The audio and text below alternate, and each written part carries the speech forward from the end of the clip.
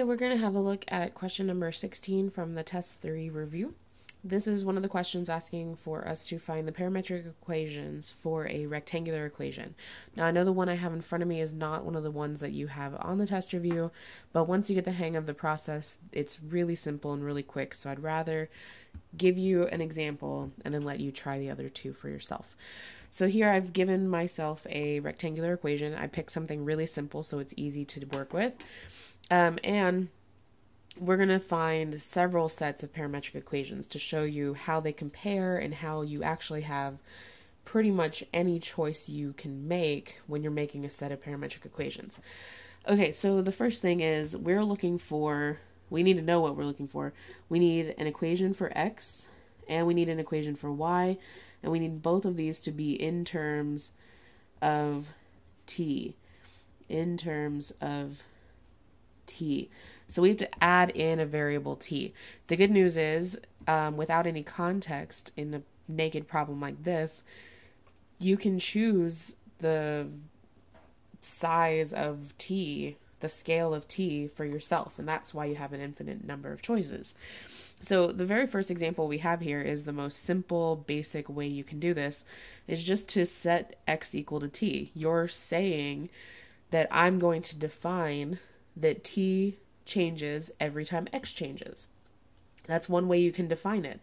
If I choose to define it that way, in order to find the second half of this set, I now need to find a definition for y so that when these two pair up, they still describe that same graph.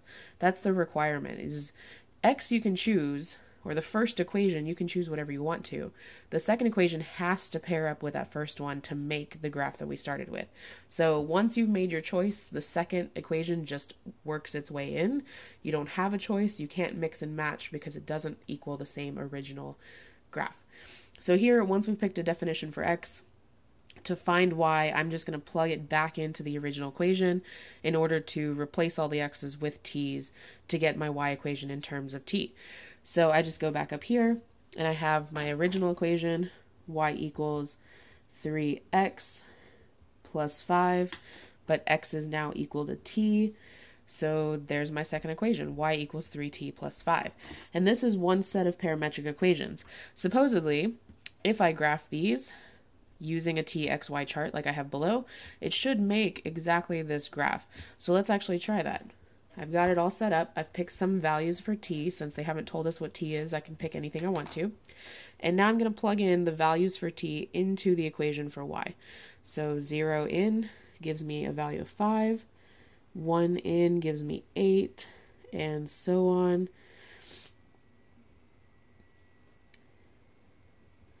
And there's a bunch of values. Now I can actually graph those 5 points. Now I'm also going to do a few others before I graph. Actually, let's just graph it. All right, here's my graph. First thing I'm going to do is actually plot the rectangular one so we can see if this actually does overlap it. So this is a line that crosses the y-axis at 5. 1, 2, 3, 4, 5. And it has a slope of 3. So every time we go over 1, we go up 3. 1, 2, 3.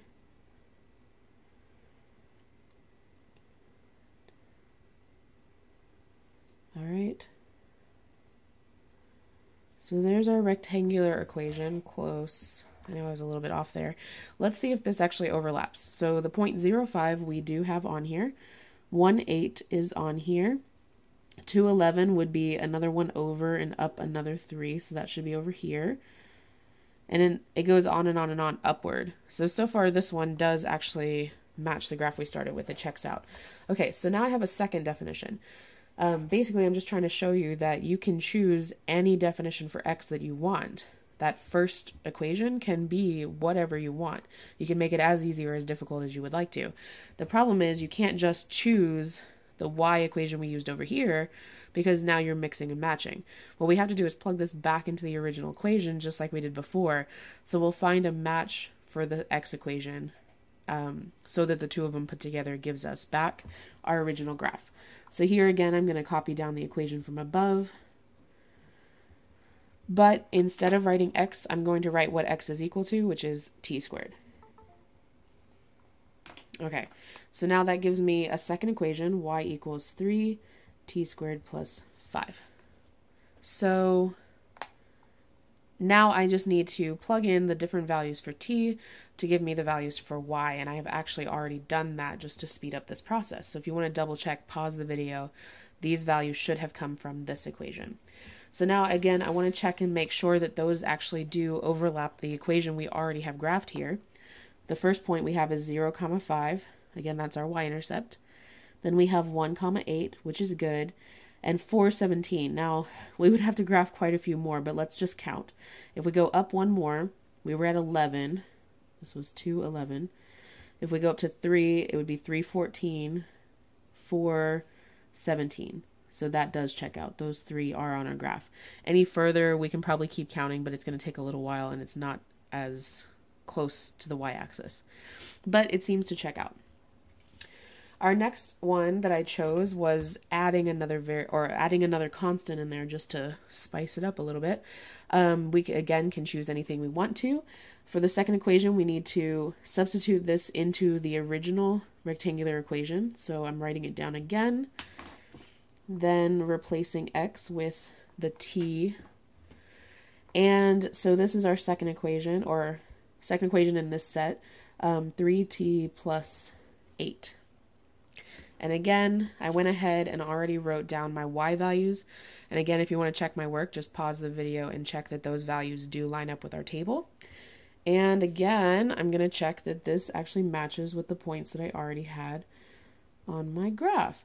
And so far, so good. We checked this one with the previous one. So if we went from 211 and went up another 3, that would give us 314. And then we found that 417 was the next one.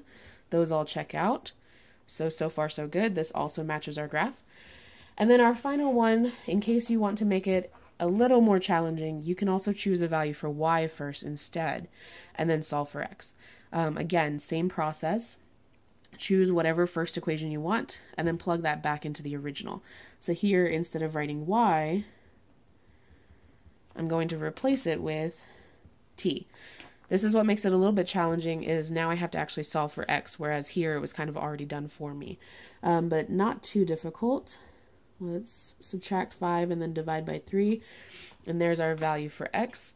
So again, I can plug those in, plug in our values for t and solve for the x. I've already done the y chart since it was y equals t. So if I plug in 0 here, I would get negative 5 over 3. If I plug in 1, I get negative 4 over 3. Plug in 2, negative 3 over 3. 3 would give me negative 2/3, negative 1/3. So these are not as nice, but let's double check that they're on our graph. So when the y value is 0, my x value should be negative 5/3. Now it's harder to confirm it on here, but I could try it up here in my original equation. Let's see one that's easier to confirm. Y equals 1 is closer to negative 1. Negative 1, 2 is actually on my graph. That's the only one I can really confirm. The other ones I can at least track them, and they do seem to be on my graph. When the y value is 3, the x is negative 2/3. When the y value is 4, it's negative 1/3. So all of those appear to be on my graph. So again, even though none of these equations look the same, they actually all overlap the exact same graph because I picked my second equation so that that would happen.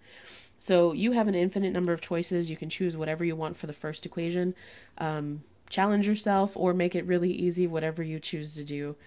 So have fun with it.